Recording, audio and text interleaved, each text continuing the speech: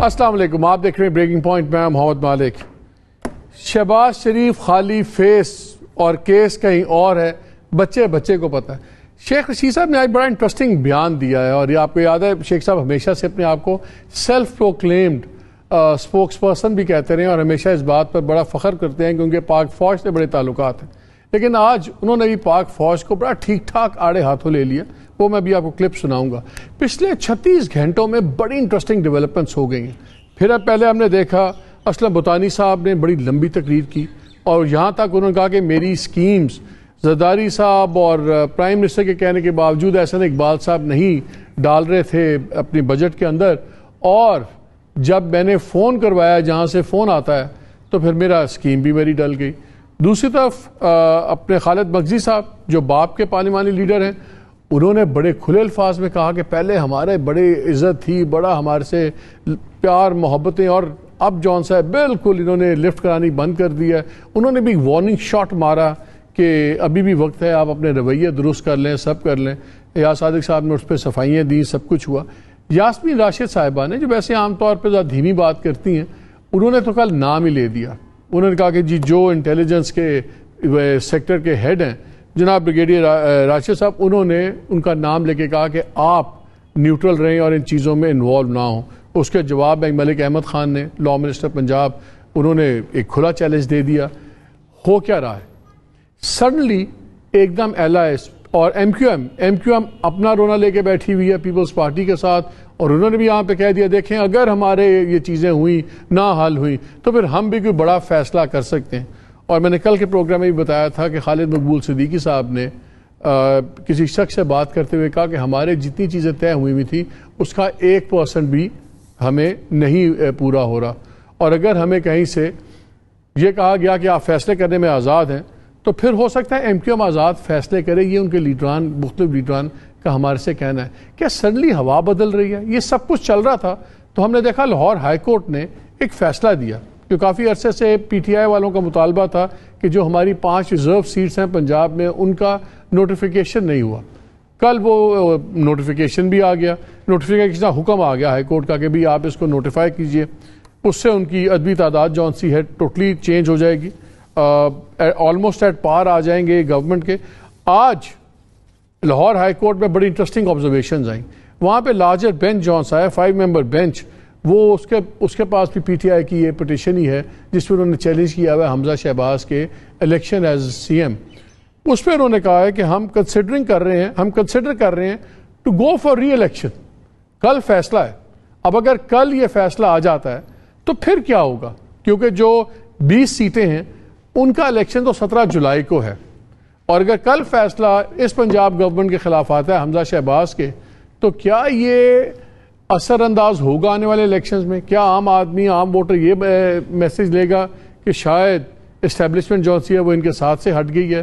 اور سو much to go, ان تمام چیزوں پہ دیکھیں گے کہ کہاں پہ ہم کھڑے ہوئے۔ میرے ساتھ موجود ہیں سینیٹر شبلی فراز صاحب، فارمر فیڈرل منسٹر، اور آبویسلی پی ٹی آئی سے تعلق ہے۔ ہمیں میاں جاوید لطیف صاحب ہمارے ساتھ ہیں، فیڈرل منسٹر ہیں، اور ابھی ان کا پورٹ فولیو اناؤنس نہیں ہوا، پی ایم ایل این کے ہمیشہ سے کرتے ہیں۔ اور ہمیں اسٹوڈیو میں جوائن کر رہے ہیں خالد مغزی صاحب، سینئر لیڈر بلوچستان عوامی پارٹی۔ مغزی صاحب نے بھی ہمیں جوائن کر لیا، تھینک یو ویری مچ۔ میں ذرا آپ دونوں کی اجازت سے سرکار سے ایک سوال شروع کر لوں۔ یہ میاں صاحب یہ بتائیں، اگر کل فیصلہ ہائی کورٹ کا آپ کے خلاف آ گیا، اول تو یہ بھی پوچھوں گا کہ آپ کے خیال میں آپ کے خلاف آ رہا ہے کہ نہیں آ رہا، کیا اندازہ آپ کا؟ اور اگر آ گیا تو پھر کیا ہوگا؟ بڑی ٹائٹ پوزیشن ہے، اور آج چودھری شجاع صاحب نے بھی کہہ دیا ہے کہ پی ایم ایل کیو کے تمام لوگ پرویز الہی صاحب کو سپورٹ کریں گے، سینٹر میں وہ آپ کے ساتھ، لیکن وہاں پہ انہوں نے واضح کر دیا ہے۔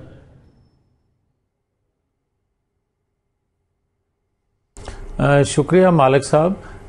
میں آپ کی خدمت میں گزارش یہ کرنا چاہوں گا کہ ماضی میں ہوتا رہا ہے کہ ماضی کی جو حکومت تھی عدالتوں کے فیصلے وقت سے پہلے وہ خود سنا دیا کرتے تھے، مگر ہم تو اس پوزیشن میں نہیں، نہ ہمیں کوئی علم ہے، نہ کسی انویسٹیگیشن ادارے کا علم ہوتا ہے، اور نہ ہی عدالتوں کے فیصلوں کا۔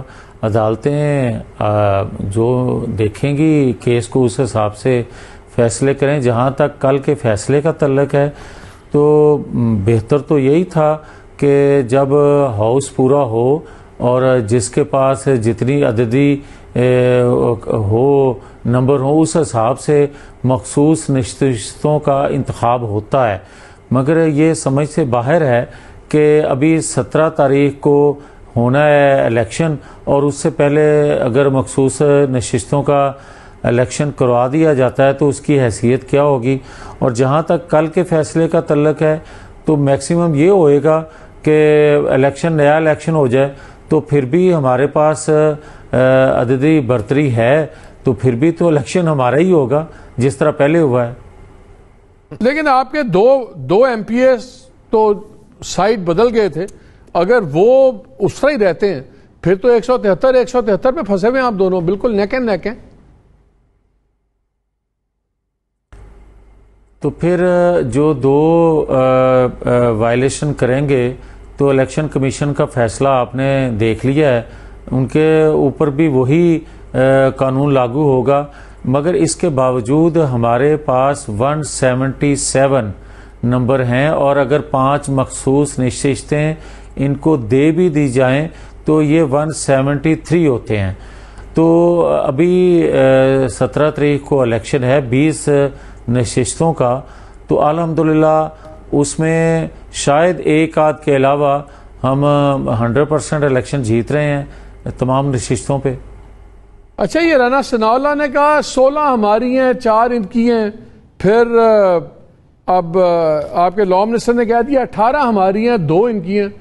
کیا اوور کل میں تو نہیں جا رہے؟ میرا تو خیال تھا کوئی 12 اور 8 ٹائپ کا فرق آ رہا ہے، آپ بالکل ہی صفایا کر رہے ہیں.